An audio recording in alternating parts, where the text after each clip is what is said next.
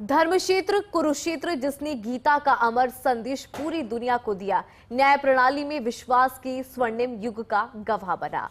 अवसर था संसद द्वारा मई 2023 में पारित 3 नए आपराधिक कानून, भारतीय न्याय संहिता, भारतीय नागरिक सुरक्षा संहिता और भारतीय साक्ष्य अधिनियम 2023 पर आधारित प्रदर्शनी के उद्घाटन का।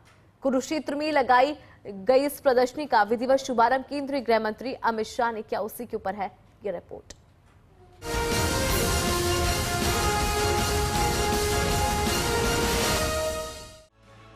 केंद्रीय गृह एवं सहकारिता मंत्री अमित शाह ने हरियाणा वासियों को विकासात्मक परियोजनाओं की सौगात दी।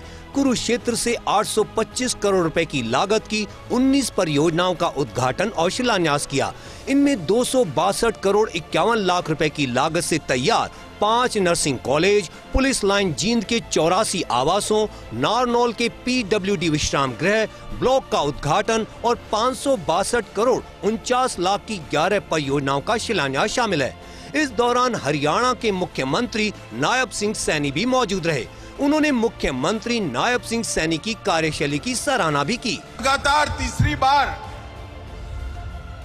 हरियाणा की जनता ने भारतीय जनता पार्टी को मैंडेट दिया है और हरियाणा में भारतीय जनता पार्टी की सरकारों ने,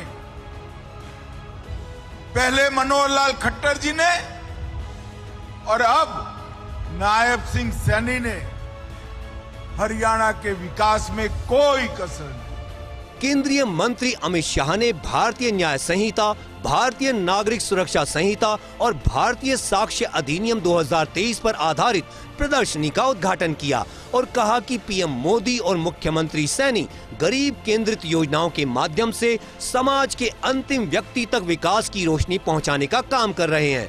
कार्यक्रम में विशेष प्रदर्शन के जरिए दिखाया गया कि डायल 112 पर सूचना मिलते ही पुलिस किस तेजी से कार्रवाई करती है और किस प्रकार न्यायालय तक दोषी को सजा दिलाने की पूरी प्रक्रिया संपन्न होती है। हमें आजादी तो मिल गई, मगर 1860 में ब्रिटिशर द्वारा ब्रिटिश पार्लियामेंट में बनाए हुए कानूनों से मुक्ति नहीं मिली।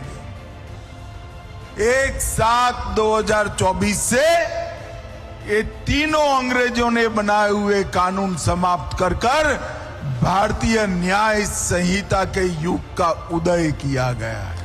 मुख्यमंत्री नायब सिंह सैनी ने कहा कि 3 नए आपराधिक कानूनों के लागू होने से भारत की न्याय प्रणाली पहले से कहीं अधिक सशक्त, प्रभावी और पारदर्शी बनी है। इन कानूनों के माध्यम से आम नागरिकों को शीघ्र और सुगम न्याय प्राप्त हो रहा है।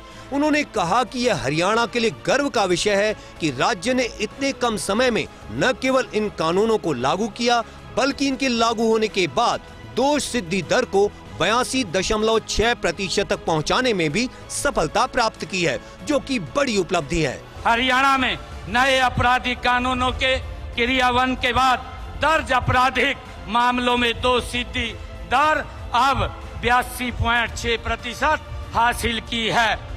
मुख्यमंत्री नायब सिंह सैनी ने कहा कि केंद्रीय गृह मंत्री के नेतृत्व में देश में कई क्रांतिकारी निर्णय लिए गए हैं, जिनके माध्यम से ऐतिहासिक भूलों को सुधारा गया है। उन्होंने कहा कि जम्मू कश्मीर से अनुच्छेद 370 और धारा 35A को हटाकर कश्मीर से कन्याकुमारी तक अखंड भारत के स्वप्न को साकार किया गया है। आपके गृह मंत्री पद संभालते ही देश में कई क्रांतिकारी निर्णय आपके नेतृत्व में हुए हैं और बड़ी ऐतिहासिक गलतियों को देश की आपने सुधारा भी है। जम्मू कश्मीर एवं से अनुच्छेद 370, 35A को समाप्त करने से आज कन्याकुमारी से लेकर के कश्मीर तक अखंड भारत का सपना आपके नेतृत्व में ही भारत में पूरा हुआ है। मुख्यमंत्री ने कहा कि हरियाणा न केवल कानून एवं व्यवस्था बनाए रखने में अग्रणी राज्य है, बल्कि न्याय व्यवस्था के क्षेत्र में भी पूरे देश का मार्गदर्शन करने वाला राज्य बन गया है।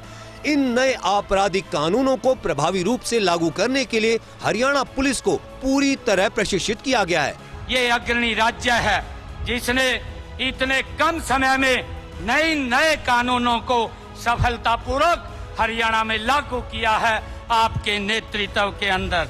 मुझे खुशी है मान्यवर, इन कानूनों को लागू करने के लिए हरियाणा पुलिस को पूरी तरह से हमने सक्षम बनाया है।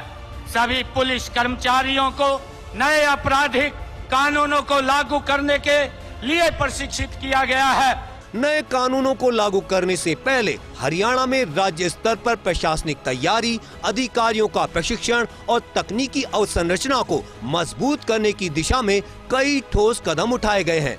यह परिवर्तन न केवल विधि व्यवस्था को अधिक प्रभावी बनाएगा, बल्कि आम नागरिकों का न्याय प्रणाली पर विश्वास भी और अधिक सुदृढ़ करेगा। कुरुक्षेत्र से फर्स्ट इंडिया के लिए डॉक्टर थानेश्वर शर्मा की रिपोर्ट।